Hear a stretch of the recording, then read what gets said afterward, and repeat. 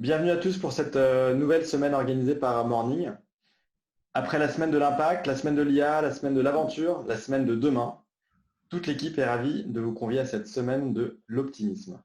Un nouveau moment d'échange et d'inspiration avec les colloques de Morning est évidemment ouvert à tous.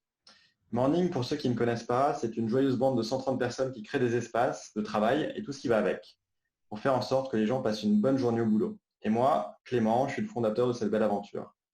Depuis 2012, Morning, tout allait bien. On grandit, on s'éclate avec nos coworkers, on invente des choses pour améliorer cette journée de travail. Et puis, comme tout le monde, cette année, on a pris une belle claque. Tout le monde est secoué et à tous les niveaux. Pourtant, malgré cette incertitude, il faut continuer à avancer et il faut continuer à se projeter dans un monde chamboulé. C'est pour moi là où intervient cette notion d'optimisme. En tant qu'entrepreneur, inutile vous dire que le sujet me parle. L'optimisme, pour moi, c'est l'essence dans le moteur. Pas de confiance en l'avenir, pas de ressort pour réagir, rebondir ou se transformer. L'optimisme, c'est clé. Et cette notion d'optimisme, elle a 1000 facettes, tant mieux. Cette semaine de l'optimisme, ça sera l'occasion pour nous de tenter d'en saisir quelques-unes, modestement. L'occasion pour tout le monde, je l'espère, de capter des inspirations, des solutions pour mieux avancer, pour notre journée de boulot aussi, mais au niveau perso. Donc, il va y avoir 4 grands moments. Demain, mardi, nous allons parler de biomimétisme avec Tariq Tchetchak, ingénieur biologiste qui nous racontera de quelle manière les organisations peuvent bien s'inspirer de la nature pour trouver justement des bonnes inspirations. Et c'est Florie de Bayeux, d'Uzbek Erika qui animera les débats avec 2 autres chercheurs en biomimétisme. Mercredi, nous allons parler d'entreprises libérées et altruistes avec le professeur Isaac Getz, Marie Barbier, ma DRH préférée de Morning, Caroline Leroy de Payfit, et les débats seront animés par Nathalie Novak d'Infusio. Et jeudi, ça sera le média So Good avec Stéphanie Ampard qui animera un débat autour de ces nouvelles narrations positives, avec du beau monde autour de la table. Valérie Zoido, auteure-réalisatrice et cofondatrice du festival Atmosphère, Anne-Sophie Novelle, créatrice notamment de Place to Be et de la Creative Factory, et Caroline de Chanterac de la Fabrique des récits de Spark News. Et aujourd'hui, maintenant, c'est le collectif des Napoléons qui nous font le plaisir d'ouvrir cette géniale semaine de l'optimisme avec Adélaïde Barbier qui va animer des échanges entre Thierry Saucé et Marjolaine Grandin. J'en dis pas plus, c'est Adélaïde qui va prendre le soin d'introduire ses invités. Avant de passer la parole à Monder Abdelnader, cofondateur des Napoléons, qui souhaitait aussi prendre la parole et diffuser ses énergies positives, je tenais à remercier chaleureusement tous les acteurs de cette semaine, les organisateurs, les partenaires, les intervenants, les amis, les explorateurs, que tous ces optimismes en puissance, qui sont tous des optimistes en puissance, et qui ont rendu cette semaine possible. Alors, grand merci à eux et belle semaine à tous. À toi, Monder.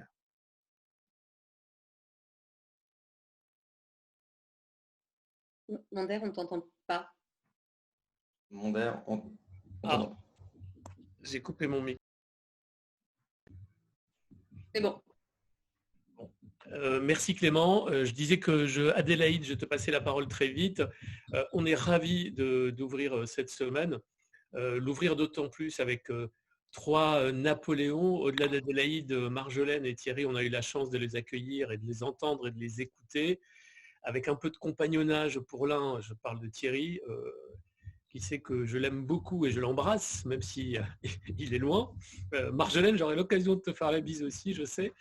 Ce qui est sûr, c'est que cette valeur d'optimisme, elle est au centre, une valeur cardinale des Napoléons, parce que quand on parle d'innovation, évidemment, il faut une sacrée dose d'optimisme pour continuer à entreprendre, pour persévérer, pour essayer, avec les acteurs de cette innovation que sont les membres des Napoléons, de continuer à inventer demain, mais un demain qui soit fondé sur un engagement qui est celui de répondre à un impact positif qu'on a tous envie d'avoir. Aujourd'hui, notre sujet, et je suis sûr que vous en parlerez, c'est cette capacité qu'on a tous, qu'on a envie tous d'avoir, de créer de la valeur en restant fidèle à nos valeurs. C'est ça qui nous anime. Et pour faire ça, il faut vraiment être optimiste et avoir foi en l'humanité et en son prochain. Donc, sans plus tarder, je vous laisse. On vous donne rendez-vous, nous, à notre prochain sommet en janvier, parce qu'il n'y a pas de raison qu'il n'ait pas lieu, et dont le thème sera non pas l'optimisme, mais l'émancipation. Voilà, je te laisse la parole Adélaïde. Merci encore Clément, et bonne session. Merci. Merci Monder, merci Clément. Alors bonjour à toutes et à tous, bienvenue. Donc aujourd'hui, comme il a été dit, et toute la semaine, grâce à Morning, on va parler d'optimisme. Et alors, je suis très honorée d'animer cette première conférence. Alors, c'est un peu étonnant comme choix de sujet au cœur du mois de novembre de l'année 2020, en plein confinement. J'avoue que j'étais un peu surprise quand on m'a proposé d'animer une table ronde sur l'optimisme. Instinctivement, j'aurais plutôt pensé que les thématiques de la déprime, la peur, la mort, la peur de la mort, nous préparaient un peu plus à entrer dans la morosité grise de l'hiver, comme on a l'habitude de le faire en France chaque année, puisque je crois que c'est à peu près, Thierry nous le confirmera, 70% des Français qui s'attendent toujours à ce que la situation du pays se dégrade dans les années à venir. Et cette année, on est monté à 9 Français sur 10 qui se disent moins confiants dans l'avenir de notre pays. Donc pour une raison obscure, Morning et les Napoléons ont pour leur première collaboration décidé de voir le verre à moitié plein. Alors peut-être, comme ils viennent de l'expliquer, c'est parce que l'optimisme fait partie de leur ADN et qu'ils aiment organiser des conférences inspirantes et qui font du bien.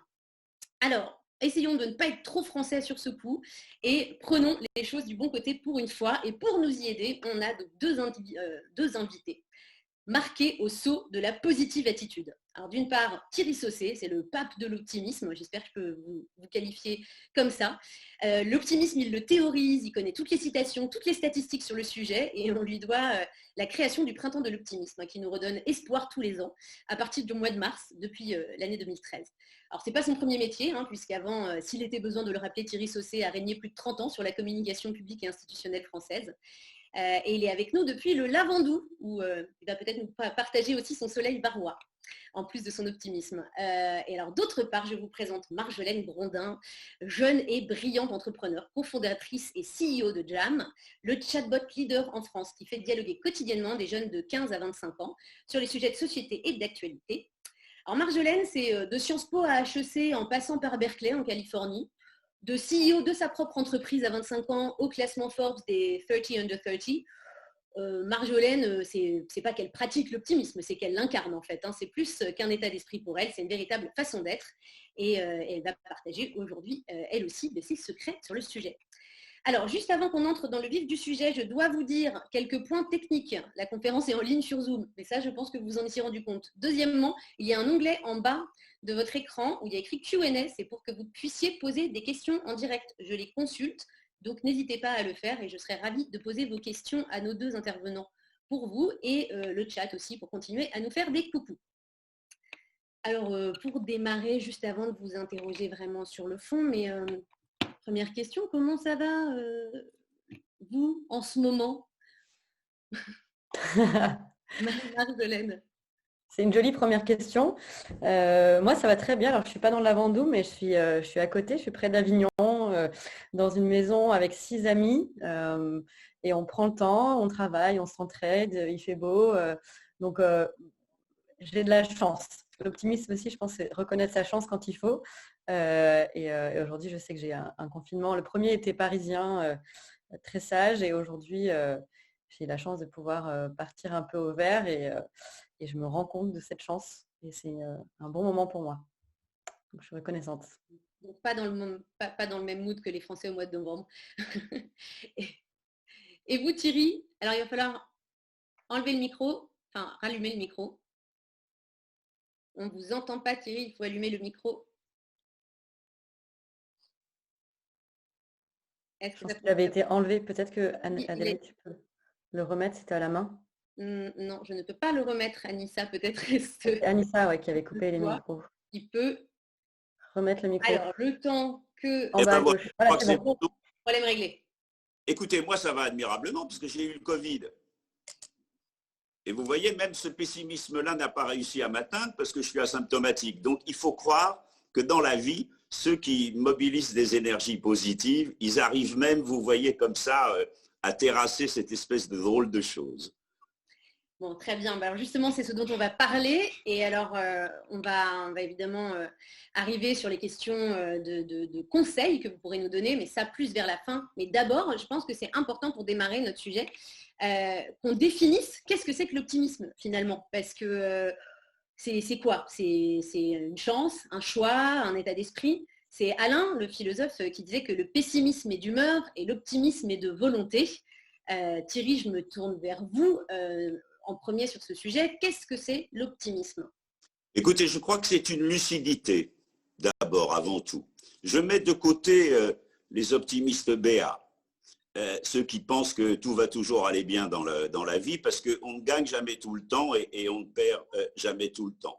Mais les optimistes lucides, ce sont celles et ceux qui savent qu'il faut qu'on marche sur deux jambes.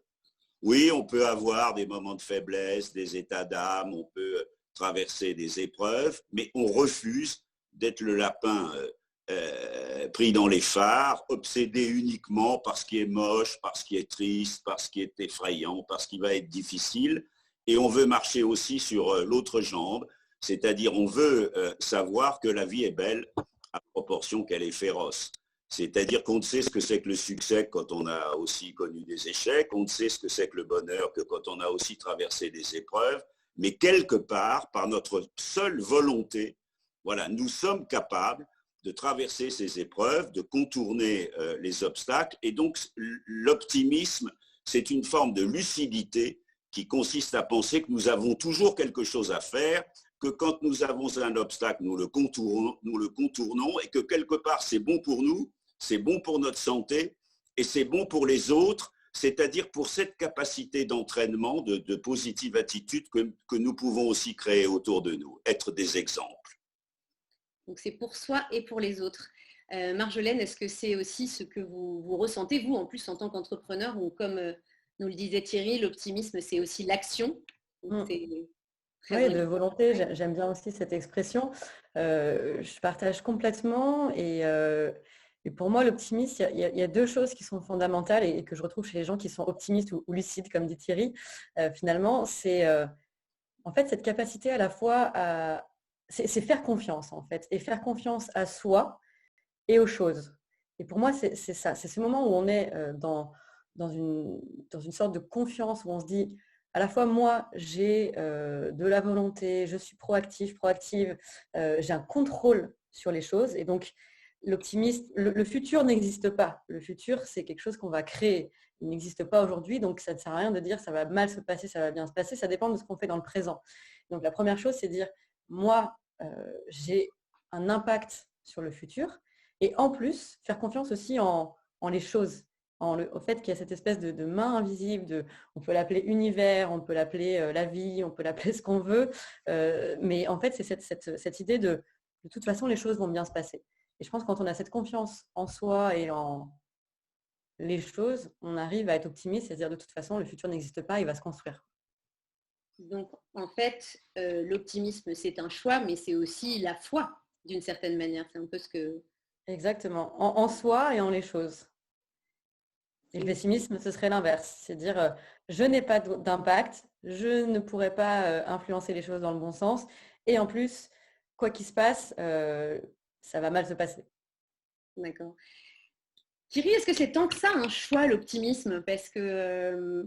il me semble que ça vient aussi un peu de notre patrimoine génétique. Non, je crois qu'on n'est pas tous égaux face à l'optimisme. Non, les enquêtes qui ont été faites là-dessus prouvent que c'est à 50%. On peut discuter des pourcentages génétiques. Bon, voilà, moi, j'avais un père plutôt pessimiste, une mère très optimiste. À 10% de l'environnement, donc vous voyez, c'est très peu de choses. Et à 40% de notre propre volonté.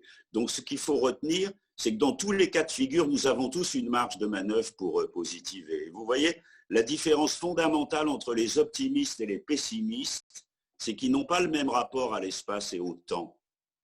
C'est-à-dire, face à une difficulté, à un obstacle, à une épreuve, le pessimiste, il dira toujours « c'est foutu, il n'y a rien à faire, c'est toujours la même chose ». C'est-à-dire, le pessimisme, c'est un renoncement, c'est un repli, c'est un isolement.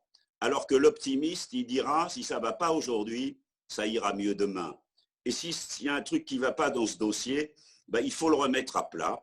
Et si vraiment d'ailleurs le dossier est mauvais, on en ouvrira un autre. C'est-à-dire l'optimiste, il pense qu'il y a toujours quelque chose à faire pour s'en sortir, pour aller mieux et pour entraîner. Il ne renonce pas.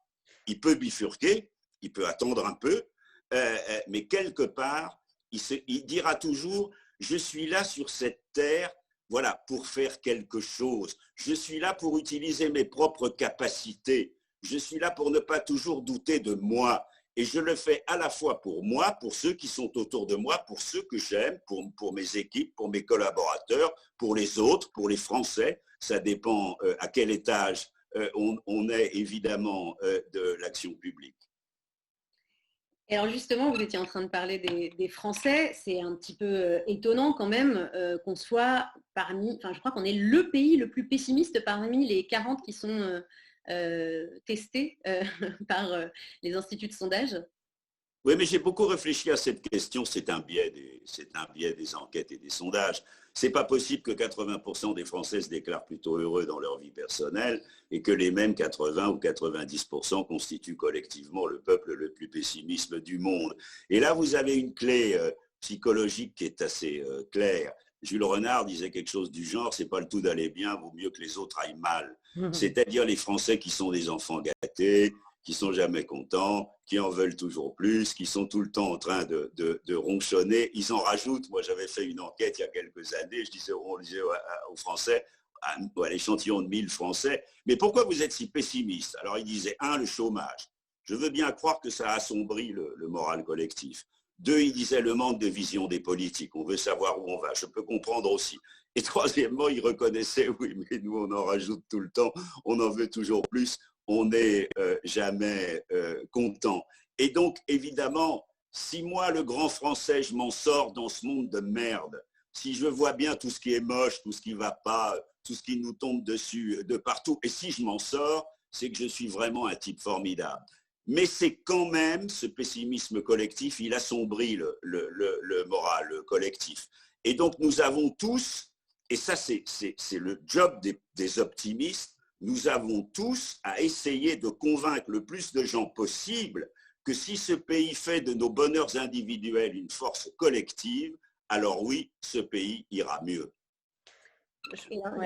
Justement, Marjolaine, je voulais vous interroger aussi sur le sujet et notamment peut-être avec cette comparaison avec les États-Unis où vous avez vécu et vous travaillez régulièrement avec des partenaires américains et on dit quand même souvent, on a l'impression en tout cas que les Américains sont plus optimistes, en tout cas ils l'affichent plus. Et il semble être plus dans l'action. Est-ce que vous avez des exemples? Oui, alors il y a quelque chose d'assez individualiste effectivement dans ce côté mon bonheur dépend de celui de mon voisin. Et en fait, quand un pays s'enrichit, les gens ne deviennent pas forcément plus heureux parce que le voisin s'enrichit aussi. Et ça me fait penser à 2 choses justement sur la culture américaine.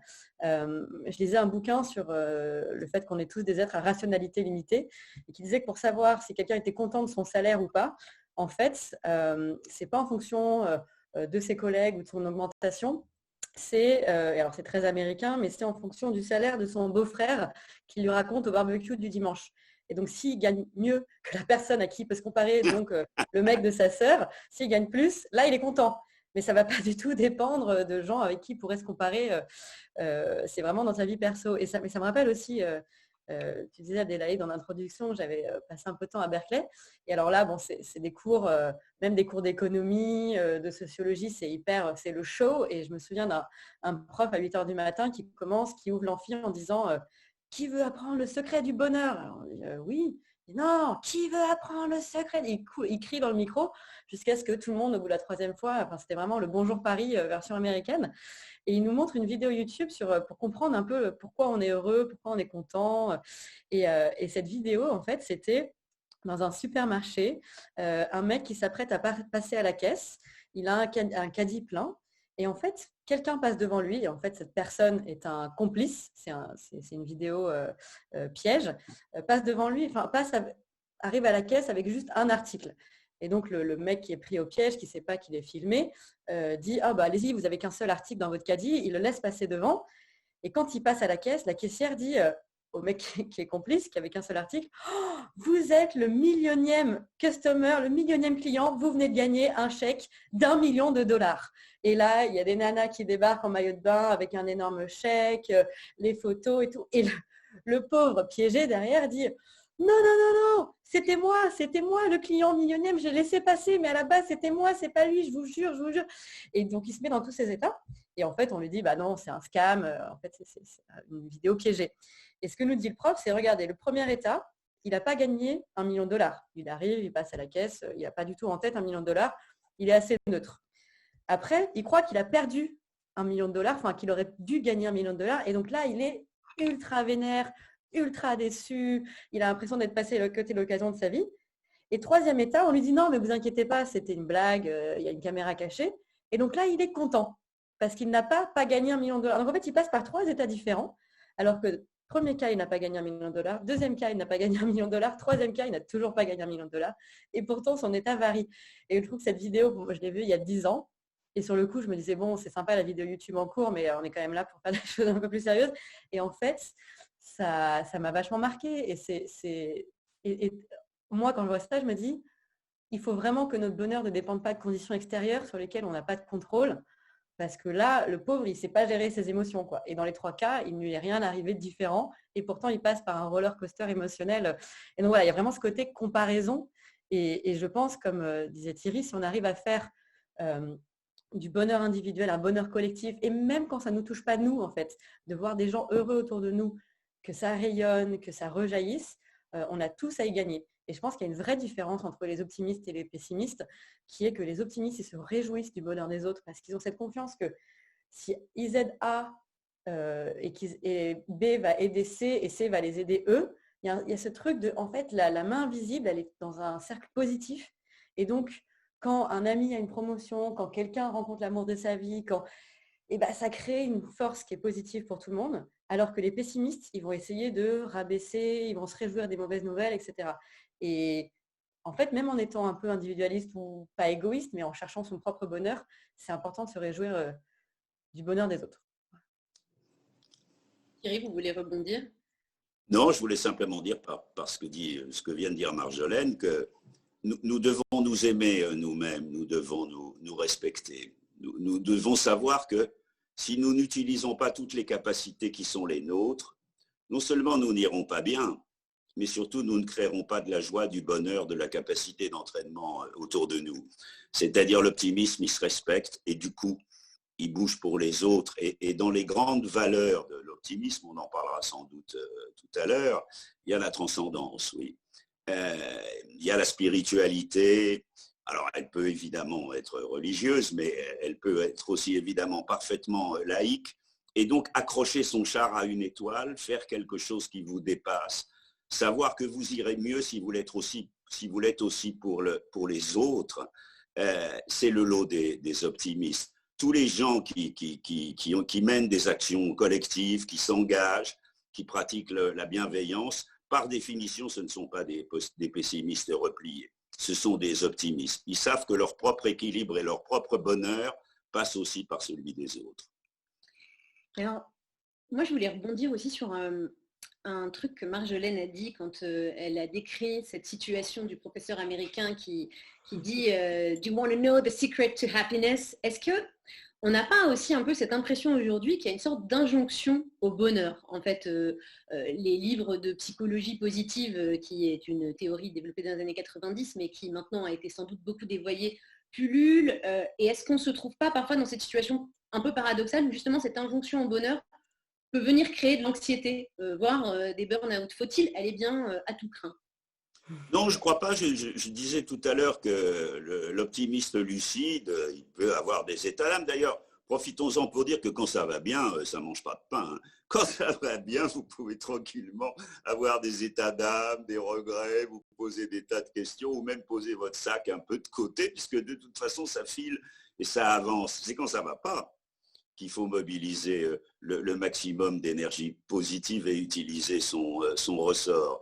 Et vous savez, je dis souvent que dans ce pessimisme français, il y a 3 grandes maladies humaines qui sont aussi spécialement françaises. C'est 1, l'exagération des risques et des souffrances. Si vous faites un sondage aujourd'hui, vous aurez probablement 50% des Français qui sont touchés par la crise. Alors, il y en a évidemment les 15 malheureux % qui sont vraiment en galère. Et puis, il y a celui qui, avec la crise, est obligé de faire un cinoche de moins à la fin du mois ou ne peut pas aller au resto. Donc, il ne ment pas quand il dit qu'il est touché par la crise. Mais le rapport n'est quand même pas tout à fait le même que par rapport à celles et ceux qui sont vraiment en galère. Deuxièmement, il y a la victimisation. Alors, les pessimistes, c'est les spécialistes. Hein. Mais pourquoi ça me tombe dessus encore? Mais attends, couillon. D'abord, demande-toi pour combien tu y es dans les difficultés que tu rencontres. Et puis en plus, pose-toi d'abord la question de savoir comment tu t'en sors avant de te dire, mais pourquoi le monde me tombe dessus de partout? Les managers connaissent tout ça par cœur. Puis la troisième, bien entendu, c'est la recherche de boucs émissaires. C'est-à-dire, il faut toujours que ce soit la faute à quelqu'un d'autre. Aux piétons, à l'automobiliste, aux voisins, à l'État. Alors ça marche très bien en France. Mais là encore, le manager, lui, quand il y a un problème dans sa boîte, il ne tourne pas autour de son bureau en hurlant et en disant quelle bande de cons, ils ne comprennent rien. Non, non, d'abord, il se pose la question de savoir comment on règle le problème. Ça, c'est une façon de positiver. Après, il peut se demander comment on va éviter que ça recommence. Bon, juste pour s'il y a quelques pessimistes qui nous écoutent, vous n'êtes pas tous des couillons. Hein. On peut encore changer, se transformer. Hein. C'était pas, voilà, je me permets juste de rétablir.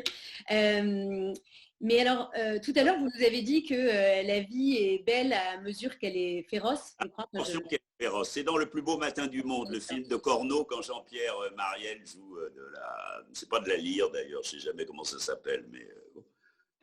Donc du coup, cette question s'adresse à vous deux, mais peut-être Marjolaine peut répondre. Mais alors, en ce moment, la vie, elle est super belle alors, hein, parce que on est quand même bien dans une situation bien féroce.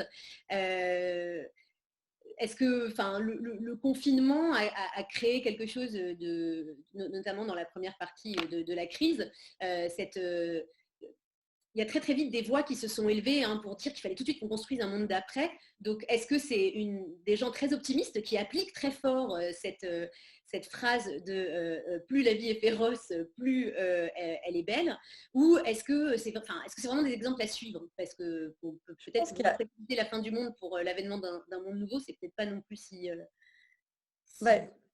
Je pense qu'il y a quand même en tout cas autour de moi, ce que je vois, c'est que il y a cette perspective sur les choses qui est ok, tout s'effondre, on a du temps pour réfléchir, on ne peut plus compter sur les piliers traditionnels, on ne sait plus vraiment, pas forcément ce qui est vrai ou pas, mais en tout cas, la situation elle est hyper complexe et on a tous un regard différent dessus. Et donc il y a un peu ce côté presque plus rien à perdre ou foutu pour foutu. Et finalement, c'est le moment. Alors, je rejoins complètement le point sur le bonheur et l'injonction au bonheur qui est insupportable. Et pour moi, le bonheur, c'est quand même quelque chose une notion très intime. Et donc, je ne crois pas, moi, au chief happiness, au bonheur en entreprise. Pour moi, le bonheur, non seulement ma vision du bonheur change d'une année à l'autre et change d'une personne à l'autre, mais aussi d'une semaine à l'autre. Donc, le bonheur, c'est très intime. En revanche, s'épanouir, être aligné, contribuer, être à la bonne place, ça, c'est quelque chose que je peux attendre de ma vie professionnelle et de mon entreprise, et que je pense que les managers, les dirigeants ont quelque chose à jouer là-dessus pour s'assurer que tout le monde est à la bonne place, que tout le monde a droit à de la reconnaissance, a de l'impact, a de la responsabilité. Après le bonheur, chacun, je veux dire, voilà, il y a des gens qui sont heureux à faire des jeux vidéo dans leur cave, d'autres qui veulent être au soleil tout le temps, d'autres qui veulent travailler tout le temps. Enfin, on a vraiment des notions qui sont complètement intimes et il ne faut pas non plus donner à la sphère professionnelle la main sur tout l'intime. Mais en tout cas, il y a quand même cette notion de bon, ben, le monde est en train de changer, ou le monde est sur pause, ou le monde s'accélère en fonction de comment on voit les choses. Mais c'est dans les crises qu'on peut réinventer les choses. Et c'est vrai, quand on a l'impression que le statu quo, il est immuable, qu'on est le seul à ne pas comprendre pourquoi les choses vont dans ce sens-là, et que tout le monde a l'air de faire à peu près semblant, et d'être à peu près content, et d'aller au boulot, et de regarder ses séries, et de faire des brunchs le dimanche, et que ça roule.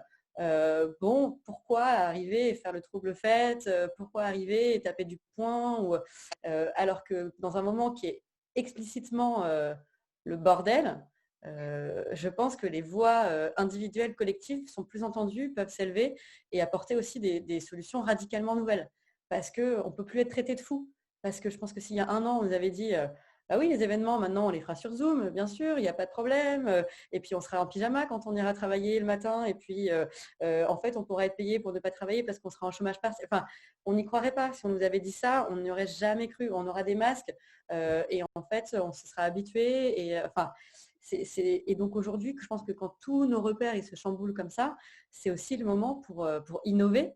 Comme disait Mondaire au début, en fait, là, on innove dans nos pratiques, on innove dans la façon dont on se dit je vais écrire dans mon attestation que je vais acheter des carottes parce qu'il faut que je l'écrive sur un papier quand je vais acheter des carottes. Enfin, je veux dire, on ne l'aurait jamais cru.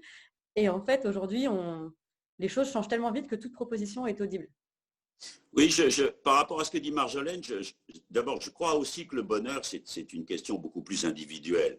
Et que les marchands de bonheur, on connaît très bien ça aux États-Unis, vous savez, les coachs là, qui vous promettent que vous allez être meilleur, que vous allez écraser tous les autres, que vous ne pouvez vous en sortir que par vous-même. Tout ça, c'est du charlatanisme. C'est-à-dire, la différence fondamentale avec l'optimisme, c'est que l'optimisme, c'est d'abord une énergie. Vous avez en vous une énergie, tout le monde en a une, hein. Même les pessimistes ont de l'énergie, hein. Et donc, essayez de l'utiliser à bon escient. Et dites-vous que face à une crise, il y a toujours une opportunité. Et d'abord, de toute façon, vous êtes normalement fabriqué pour essayer de la dépasser et de vous en sortir. Et donc là encore, soyez pas comme mon lapin de tout à l'heure, obsédé dans les phares uniquement parce qu'il va mal. Je veux dire, regardez, la nature a respiré, des gens ont continué à faire des choses formidables. La solidarité s'est développée sur le terrain partout en France, comme on l'a rarement connu. Et donc oui, c'est pas agréable. Oui, pour les gens qui sont dans la merde ou qui sont en crise ou qui ont des difficultés économiques, c'est extraordinairement compliqué, mais ça vous oblige, si vous voulez vous en sortir, si vous ne renoncez pas, quelque part à utiliser encore plus votre énergie personnelle et à la créer autour de vous. Ben justement, je vais rebondir là-dessus, mais comment on fait techniquement? Est-ce que vous avez des petits conseils pratiques, l'un comme l'autre, pour aller chercher cette énergie, justement? Parce que c'est pas... pour les 50% pour qui c'est pas génétique. Alors, je vais laisser Marjolaine commencer là-dessus, mais rappelons quand même une chose, c'est que aujourd'hui, c'est scientifique, hein, ce qu'on est en train de dire. C'est plus les intuitions des spécialistes de la psychologie positive il y a 40 ans. Vous savez, Seligman, le spécialiste américain de la psychologie positive, il était dans un avion il y a 40 ans, il se tourne vers son voisin et lui dit « Qu'est-ce que vous faites dans la vie ?» Et son voisin lui dit « Je suis chef d'entreprise et je suis à la tête d'une équipe super motivée et super optimiste. » Il se tourne vers Seligman et lui dit « Et vous, qu'est-ce que vous faites ?» Et Seligman lui répond « Je suis chercheur en psychologie et je travaille sur le sentiment d'impuissance à l'entrée dans la dépression. » Et son voisin lui dit « Mais est-ce que vous vous occupez aussi de l'autre face de la médaille ?» Et ça a changé la vie de Seligman. Il a décidé de rentrer à son cabinet et de s'occuper à ce moment-là, c'est qu'est-ce que nous avons en nous comme ressources naturelles pour aller mieux. Et aujourd'hui, leurs intuitions, à eux, elles sont confirmées par les recherches sur le cerveau. Une seule pensée négative, elle fait monter le taux d'adrénaline à vitesse accélérée. Alors, si c'est pour vous filer un petit coup de booster et que vous en sortez très vite, c'est formidable. Si c'est pour y rester, au mieux, c'est la mauvaise humeur, au pire, c'est la dépression ou les maladies cardiovasculaires. Une seule pensée positive. Voilà, vous réveillez le matin et puis pensez à quelque chose d'agréable en vous levant. Votre visage se détend, votre respiration marche bien, votre cœur fonctionne normalement, vous partez de bonne humeur. Arrivez au bureau le matin et dites pas c'était encore la galère dans les transports. Non, partagez quelque chose de beau que vous avez vu sur la route, une fleur, une belle fille, un beau mec, un sourire d'un enfant, et vous allez créer de la bonne humeur autour de vous. Exprimez votre gratitude. Dites merci. Merci mon amour. Quand j'ai créé le printemps de l'optimisme, j'avais fait un mur de la gratitude et le premier papier qu'avait posé une jeune femme, c'est merci mon amour d'avoir reconnu tes torts. Vous voyez, mais peu importe, dire merci à sa grand-mère, à son mec, à ses collaborateurs, à son équipe, à un passant dans la rue qui vous a laissé tranquillement passer, et ben vous diffusez de la bonne humeur autour de vous. Et donc, vous pouvez avoir tous ces petits réflexes quotidiens qui font monter en vous, naturellement, hein, sans médicaments, sans rien, sans injonction, sans personne, sérotonine, dopamine, ocytocine, toutes les hormones positives et les neuromédiateurs. Et donc, on le sent au moment où on le fait. Oui. Que ça se fait du bien. Marjolaine? Oui, je veux continuer dans cette idée de reconnaissance, de gratitude. Effectivement, moi j'aime bien faire ça le matin, trois choses pour lesquelles je suis reconnaissante ou trois choses dont j'ai hâte dans la journée et le soir aussi. Et ça va être la petite chose comme une grande chose. Enfin, il n'y a pas de hiérarchie en fait. C'est vraiment juste pratiquer cet exercice et c'est une gymnastique vraiment de l'esprit. Et moi, il y a autre chose qui me vient en tête, c'est ce qu'on appelle le biais de confirmation. c'est qu'en fait, notre cerveau, il est habitué, notre cerveau et notre ego, et alors ego, je l'entends dans le sens psychologique et pas dans le sens commun, on dit « Ah, tu as un gros ego ». Non, notre ego, c'est la construction de nous. On s'est construit d'une certaine façon et notre ego, il ne veut pas mourir, il ne veut pas qu'on l'attaque. Et donc, il va toujours faire attention à confirmer ce qu'on pense. Donc, si on pense que tout le monde est nul, en fait, on va aller vérifier, chercher des preuves que tout est nul. Et si on pense que tout est bien, notre cerveau, il va abonder dans notre sens parce que c'est notre ami et il va essayer de confirmer et trouver des petites preuves que tout est bien. Et alors, moi, j'aime bien les histoires. Je vais en raconter une très rapide qui me vient en tête en écoutant Thierry. C'est un sage qui est devant une ville. Je raconte des histoires, hein, c'est après-midi, on commence la semaine. Qui est devant une ville posée et il y a un voyageur qui arrive qui lui dit « Comment sont les habitants de cette ville ?» Il dit « Comment sont les habitants chez vous ?»« Ah, ils sont vils et pingres et mauvais, et hypocrites. » Il dit « Ah, les gens de cette ville sont aussi comme ça, c'est ce que vous trouverez ici. » Ah, ok, donc le voyageur s'en va. Et un autre voyageur arrive et dit « Ah, mon sage, comment sont les gens dans cette ville ? Comment sont les gens par chez vous ? » Ah, tout le monde est bon et fait attention les uns aux autres et a le cœur sur la main, est généreux et authentique. Il dit, ce sont aussi les gens que vous trouverez ici. Le voyageur s'en va. Et il y a quelqu'un qui observait et qui lui dit, mais attendez, je vous ai écouté là et en quelques minutes, vous avez donné la réponse exactement inverse à 2 personnes et à la même question. Et le sage répond, oui, parce qu'en fait, on trouve toujours là où on va ce qu'on voit et ce qu'on voit chez nous. Et ce qu'on voit en nous, c'est la perspective qui va donner la réponse, notre réalité, qui va créer notre réalité. Et donc, si quelqu'un voit toujours des gens chez lui décrit tous ses compatriotes, les villageois autour de lui comme tous méchants, il arrivera dans cette ville et trouvera tout le monde méchant. À l'inverse, si quelqu'un voit la générosité et la bonté, il arrivera n'importe où et il verra la générosité et la bonté. Et tout ça pour dire, moi, je la trouve merveilleuse cette histoire, qu'en fait, tout dépend de notre perspective. Et donc, Thierry, tu disais, il y a 50% peut-être d'inné et le reste, c'est notre marge de manœuvre. Peut-être qu'en fait, moi, mon conseil pour être optimiste, au-delà donc, des exercices de gratitude, etc., c'est de se l'auto-déclarer et se dire, à partir d'aujourd'hui, je suis optimiste, je vois les bonnes choses. Et en fait, en faisant ça, notre cerveau, il va vouloir abonder dans notre sens. Il va dire, ah bon, maintenant, on est confiant, maintenant, on est proactif. Maintenant, on pense que les choses vont bien se passer. Bon, je vais essayer d'aller trouver des preuves. Et en plus, non seulement ça va changer ce qu'on voit, mais ça va changer fondamentalement la réalité, au-delà de la perspective. Un enfant, vous lui dites « Non mais attends, mais t'es nul là, c'est quoi que tu fais ?» L'enfant, non seulement, en fait, il va prendre peur, il va continuer à son coloriage, il va faire n'importe quoi et on va dire « Tu vois, t'es encore plus nul que ce que je pensais, j'arrive, tu dépassais un petit peu et là, je te regarde 5 minutes, tu dépasses à fond. » Alors que quelqu'un qui en arrive et on lui dit oh, « C'est beau ce que tu fais, c'est hyper chouette, qu'est-ce que tu es créatif, je ne savais pas que tu avais tout ça en toi. » La personne, ça va lui donner une énergie, quelque chose, et elle va créer encore mieux. Et donc nous, notre cerveau, il va se dire « Je savais qu'il était fort, mais là, il me dépasse, il est encore plus fort. » Donc en fait, en voyant les choses positives, on crée du positif, alors qu'en allant chercher la confirmation que tout va mal, non seulement on regarde que le verre à moitié vide, mais en plus, on rend les choses encore plus mauvaises. Vous dites à vos collaborateurs qui sont mauvais, ils seront mauvais. Vous dites que vos clients ne comprennent rien et comprendront encore moins, etc. Et d'autant plus que vous allez peut-être pouvoir me confirmer l'un ou l'autre, mais il semblerait que les informations négatives restent plus dans nos cerveaux, s'impriment beaucoup plus que les informations positives. Il me semble justement... Oui, mais on aime ça en plus, puisqu'on veut noircir le monde autour de nous pour montrer qu'on s'en sort. Mais vous voyez, en complément juste de ce que disait Marjolaine à l'instant, vous avez au fond, pour tous ceux qui nous écoutent, un élément qu'ils ont évidemment probablement vécu. Moi, je dis toujours que dans la vie, il n'y a pas de chance.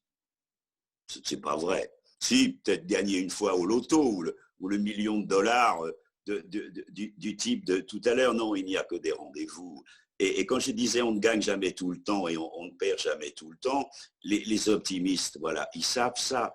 Ceux qui ont prétendument de la chance, il y a eu des enquêtes aussi là-dessus qui ont été faites. Fondamentalement, c'est ceux qui prennent plus d'initiatives que les autres. C'est-à-dire qu'ils vont à la rencontre de ce que Machiavel appelait la bonne fortune. Et donc, évidemment, si vous restez dans votre coin, vous ne risquez pas de trouver l'âme sœur, le job, le contrat ou tout ce dont vous avez besoin dans la vie. Et on en revient à cet élément fondateur de l'optimisme qui est l'énergie.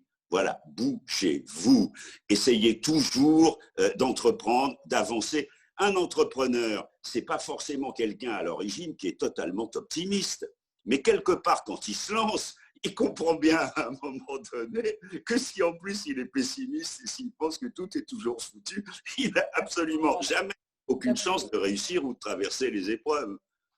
Même quand on n'y arrive plus, nous, il faut se dire, il y a quelque chose qui va se passer, quoi. J'ai confiance en les choses. Et moi, j'aime bien dans la définition de la chance, il y a une définition que j'aime bien, qui est, c'est quand la préparation rencontre l'opportunité. Et les gens qui vous disent, ah, mais vous avez de la chance, ah, nanana.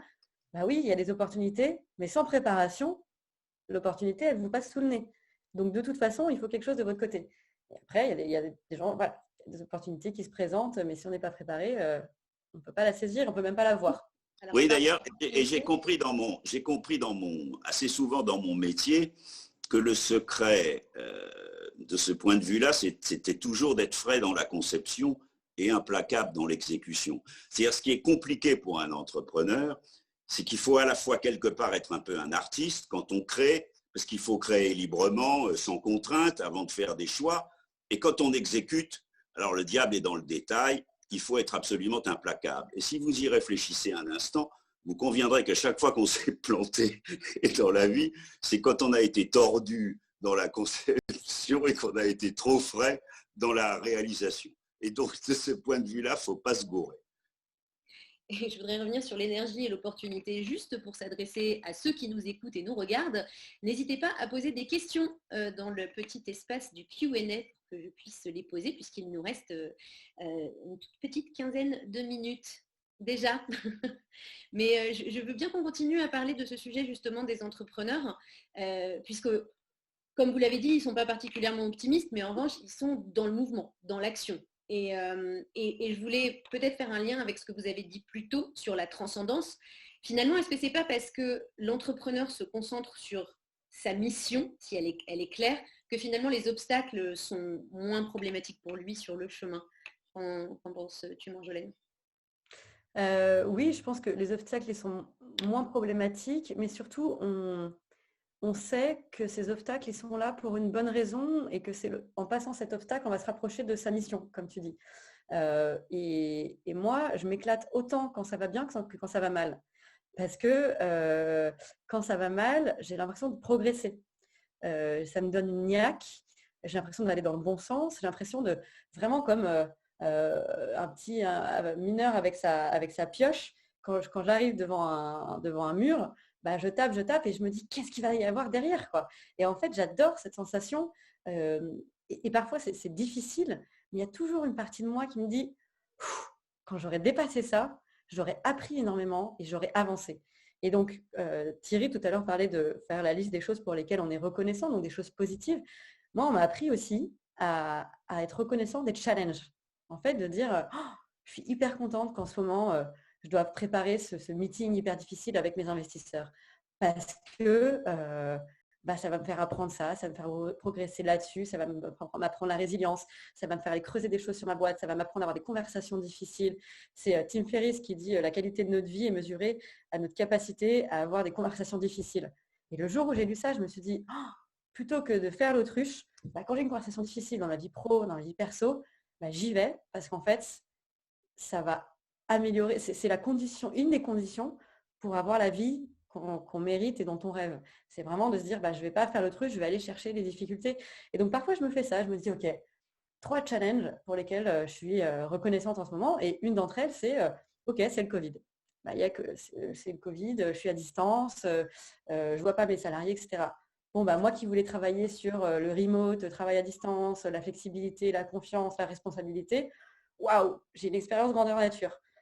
En fait, du coup, tu es content parce que tu te dis, ça va me faire, c'est un catalyseur pour moi. Les crises, les difficultés, c'est un catalyseur d'apprentissage. Et moi, je ne cherche pas forcément le bonheur, je cherche l'alignement et la progression. Vraiment, je vis pour apprendre. Et c'est aussi la qualité que je vais chercher chez mes collaborateurs, c'est peu importe d'où vous partez, si vous êtes curieux et que vous avez envie de progresser, d'apprendre, venez, il y aura toujours des choses à apprendre ici. Et surtout, moi, ce à quoi je fais super attention, c'est que mes collaborateurs ils soient toujours en train d'apprendre. Si j'ai l'impression qu'ils s'ennuient, même s'ils sont bien payés, même s'ils sont à la cool, et je me dis, oh là là, ils vont partir, j'ai besoin qu'ils soient toujours challengés. Et comme ça, au moins, ils seront contents de venir, parce qu'ils viennent pour eux.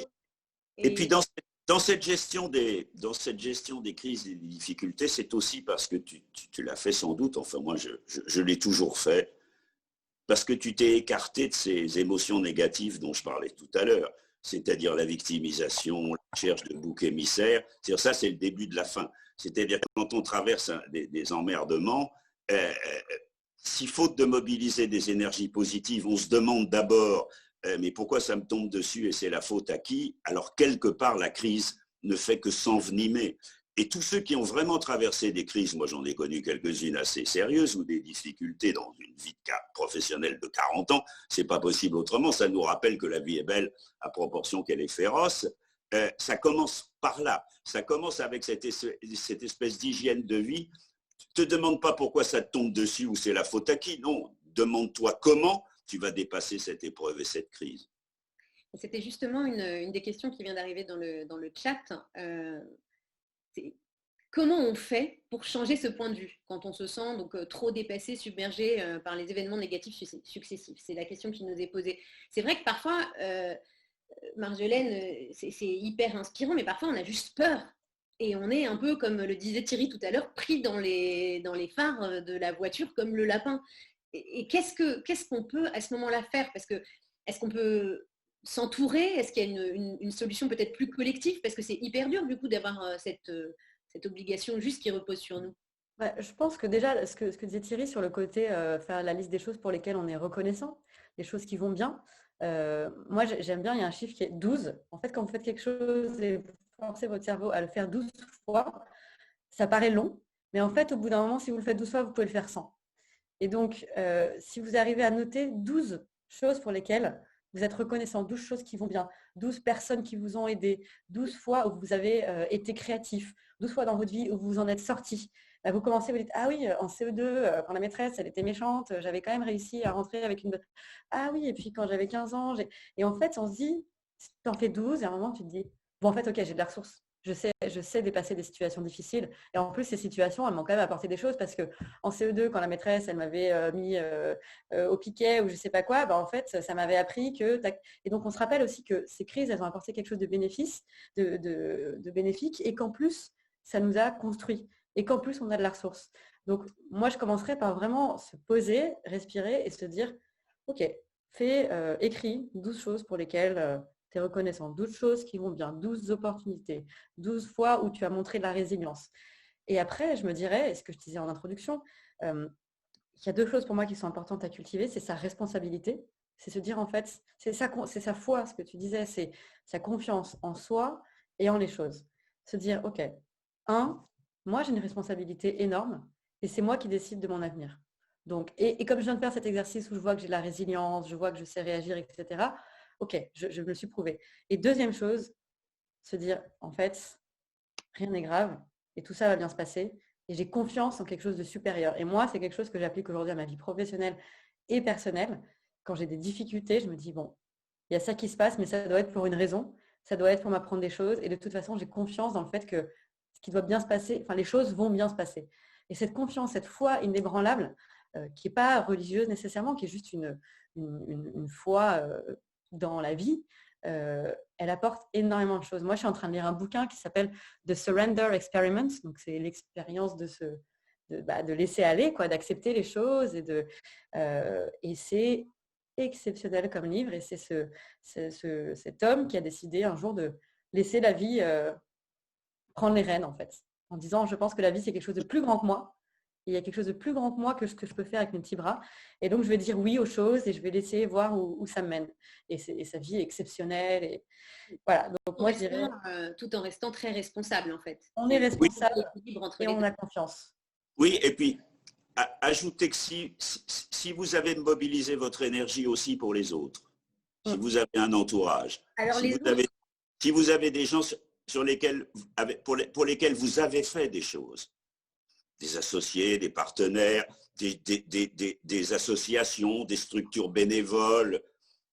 Si vous avez un entourage, si vous pouvez compter sur des gens, si quelque part vous êtes allé à la rencontre des autres, Marjolaine doit connaître ça aussi, le jour où vous traversez une crise, vous n'êtes pas seul, justement. Et à ce moment-là, évidemment, en dehors de vous dire, je vais mobiliser mon énergie pour m'en sortir parce que je suis fabriqué comme ça, j'ai l'entrepreneuriat au fond de moi, vous savez qu'il y a des gens autour de vous sur lesquels vous allez compter. Et croyez-moi, quand vous traversez une épreuve ou une crise, c'est d'une importance considérable. C'est à ce moment-là, on vous rend une partie de ce que vous avez donné.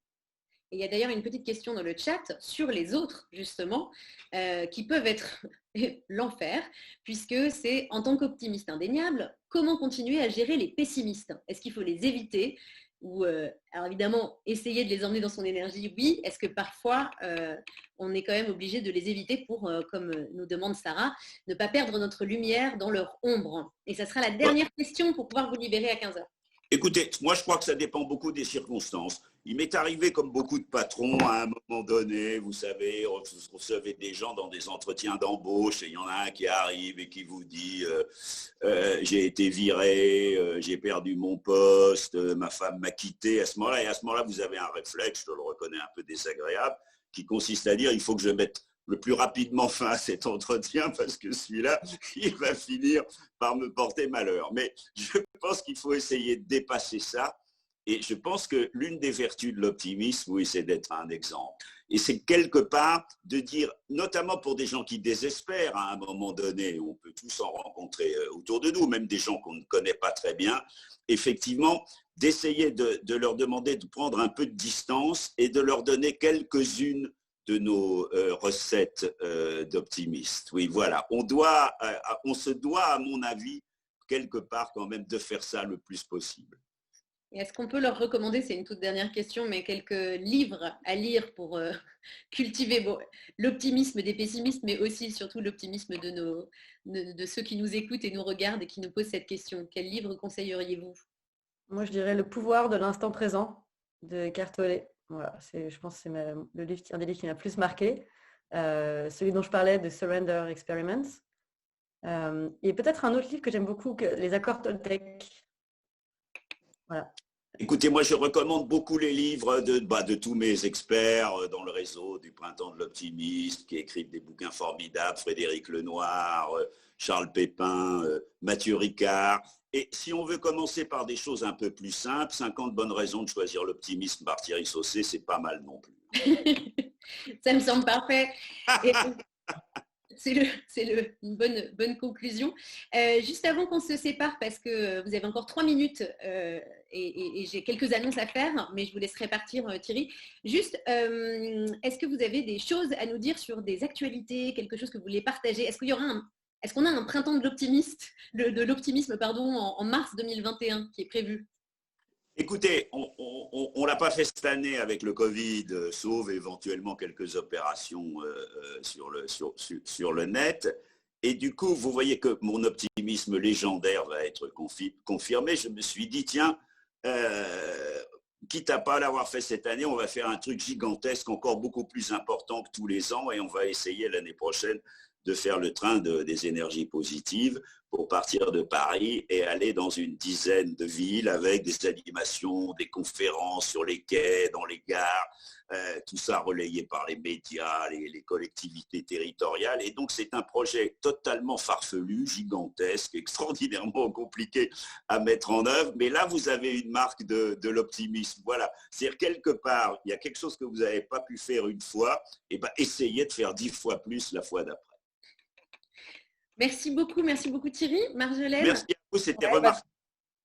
De mon côté, on a notre conférence avec la Gaieté Lyrique qui s'appelle 25, les moins de 25 ans, on parle des 25 prochaines années, qui aurait dû avoir lieu en novembre et qui finalement aura lieu fin janvier. On est encore en train d'affiner la date. Elle est complète, elle était complète, on a remboursé les billets, mais quand on a ouvert en 24 heures, on a booké la salle, ce qui était plutôt une belle chose. En fait, on fait monter sur scène des jeunes talents de moins de 25 ans. On a Anaïd Rosam, Hugo Décrypte, Charlotte Abramoff, Bilal Hassani, Camille Etienne, enfin vraiment des super chouettes personnalités qui viennent parler de leur vision des 25 prochaines années et avec beaucoup d'optimisme. Parce que je pense que c'est en réfléchissant aux enjeux et en étant dans l'action et en parlant qu'on peut créer le futur qui, par définition, n'existe pas encore et c'est à nous de le construire. Et pensez toujours au mot de Voltaire, hein, que ceux qui pensent que c'est impossible ne gênent pas ceux qui sont en train de le faire. Parfaite conclusion, merci Thierry. Bon, alors donc, l'optimisme est un choix, une pratique, un muscle. Il faut l'utiliser pour ruisseler sur les gens autour de nous. Bon, alors merci de nous avoir reboosté tous les deux et nous aider à faire sortir le Philippe Delerme en nous, qui va nous aider à savourer cette première gorgée de bière. Merci infiniment à tous les deux. Je vous garde encore un tout petit instant les autres pour vous dire que l'optimisme ne s'arrête pas là. Donc au revoir Thierry, je peux vous laisser partir parce que je sais que vous avez rendez-vous à 15. Merci encore. Au revoir, merci à vous. Au revoir Marjolaine.